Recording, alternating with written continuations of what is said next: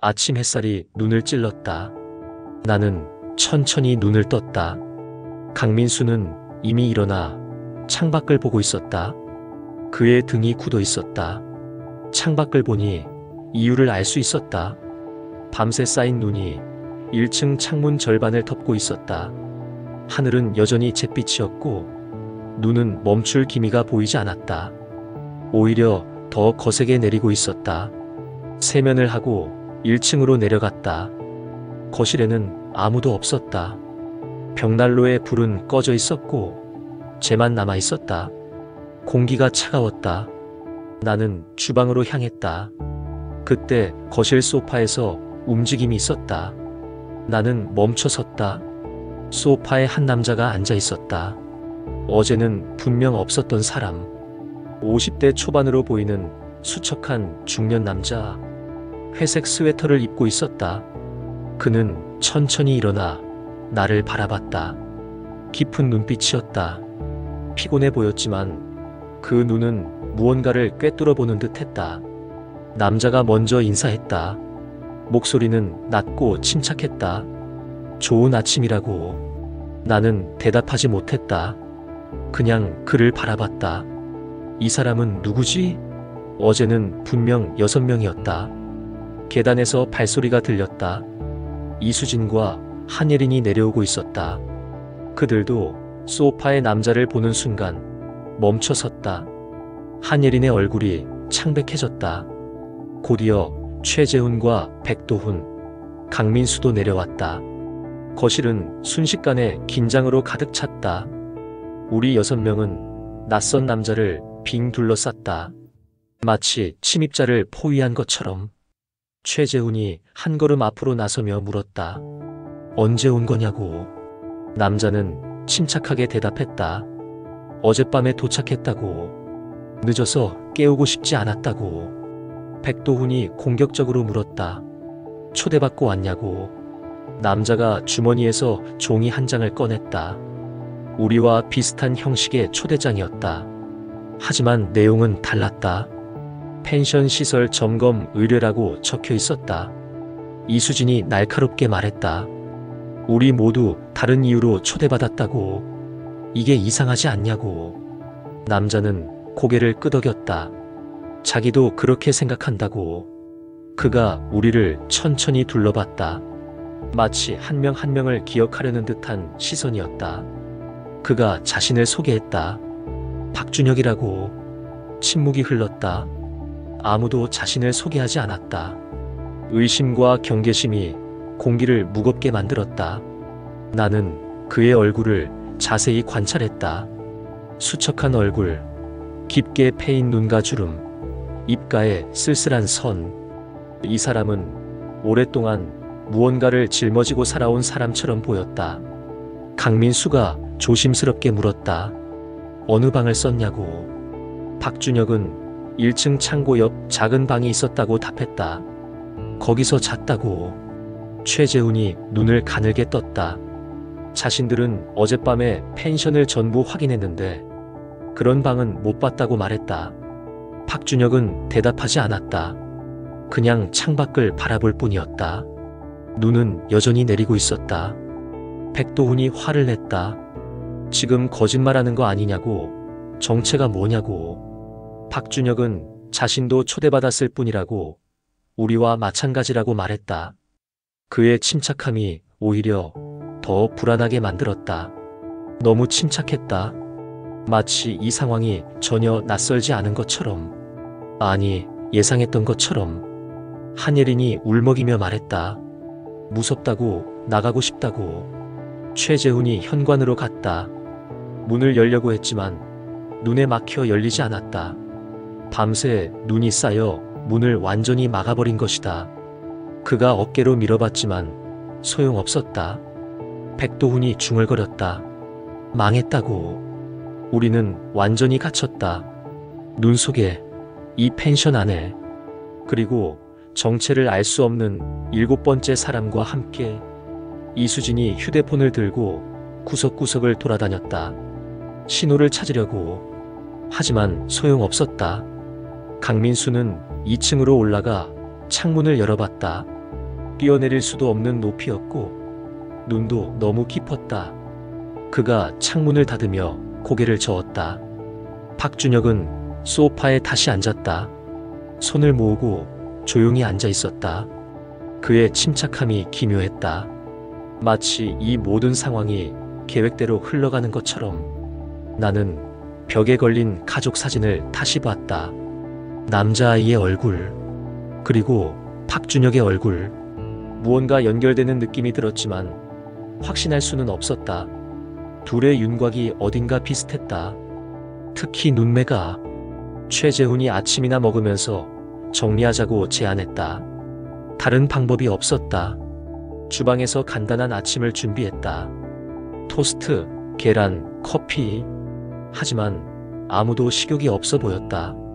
박준혁만 조용히 커피를 마셨다. 그의 손이 미세하게 떨렸다. 첫 번째로 보인 불안의 신호였다. 식탁에서 백도훈이 다시 공격을 시작했다. 정말로 어젯밤에 왔냐고, 증거라도 있냐고. 박준혁이 답했다. 자기 짐이 그 방에 있다고, 확인하고 싶으면 하라고. 우리는 모두 1층 복도로 갔다. 창고 옆에 정말로 작은 문이 하나 있었다. 어제는 분명 보이지 않았던 문. 아니, 우리가 보지 못했던 문. 페인트색이 벽과 거의 같아서 눈에 잘 띄지 않았다. 문을 열자 좁은 방이 나왔다. 침대 하나와 작은 책상, 그리고 낡은 가방 하나. 박준혁이 가방을 열었다. 옷가지 몇 벌과 세면도구, 그리고 두꺼운 수첩. 이수진이 수첩을 집으려 하자 박준혁이 재빨리 가방을 닫았다. 개인 물건이라고 말했다. 그의 목소리에 처음으로 감정이 실렸다. 경고하는 듯한 톤. 백도훈이 비웃었다. 뭔가 숨기는 게 있는 거 아니냐고. 박준혁이 답했다. 누구나 남에게 보여주고 싶지 않은 게 있다고. 그가 방을 나왔다. 우리는 다시 거실로 돌아왔다. 나는 계속 생각했다. 이 사람은 정말 우연히 온 걸까? 아니면 우리를 감시하기 위해 온 걸까? 아니, 더 나쁜 의도가 있는 걸까? 창밖에서 눈이 미친 듯이 쏟아졌다. 세상과의 연결이 점점 더 끊어지고 있었다. 우리는 고립되어 가고 있었다. 완벽하게. 한예린이 소파 구석에 웅크리고 앉았다. 이수진은 계속 휴대폰을 들여다봤다. 강민수는 창밖만 바라봤다. 최재훈은 팔짱을 끼고 박준혁을 노려봤다. 백도훈은 초조하게 방 안을 왔다 갔다 했다. 그리고 박준혁은 소파에 앉아 우리를 관찰했다. 마치 실험 대상을 지켜보는 과학자처럼. 마치 무언가를 기다리는 사람처럼. 시간이 흘렀다. 점심때가 되었지만 아무도 배고프다고 하지 않았다. 긴장이 식욕을 앗아갔다. 거실의 시계는 째각째각 소리를 냈다. 그 소리만이 침묵을 깼다.